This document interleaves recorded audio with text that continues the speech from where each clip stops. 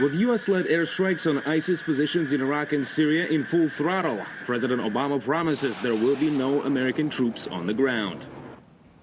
As your commander-in-chief, I will not commit you and the rest of our armed forces to fighting another ground war in Iraq.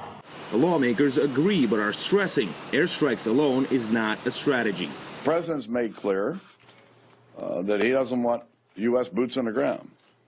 Well, somebody's boots have to be on the ground.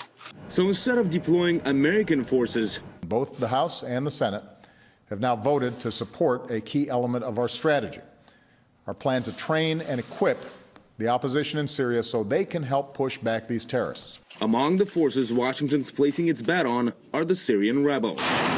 We can provide them a place to organize inside Syria. We can give them the heavy weapons that they need to combat tanks. Who's them?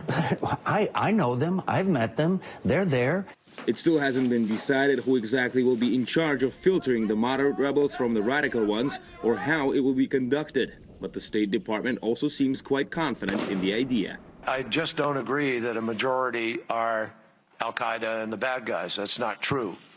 There are about 70 to 100,000 oppositionists, about somewhere maybe 15 to 25% might be in one group or another who are what we would deem to be bad guys. Yet some former Pentagon officials aren't so optimistic. The fact that we're going to allow, that we're going to be training Free Syrian Army inside, many of whom have already shown that they are integrated by these foreign fighters. It makes this entire approach, this entire strategic plan, a failure and doomed from the get-go.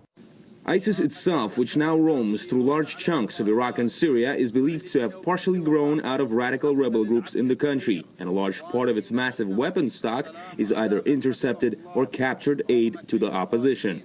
Raising fears the administration may be on the verge of stepping on the same rake. The Pentagon reportedly aims to put together a proxy force of at least 5,000 rebels who are going to be given cash and heavy weaponry to fight ISIS. And it still may not be known who's going to head the program, but it is clear picking out the right fighters for the job won't be easy. Many Syrian rebel groups are known to have ties with radical Islamic factions, so both the funds and the arms could easily end up in the wrong hands once again. Igor Piskunov, RT, Washington.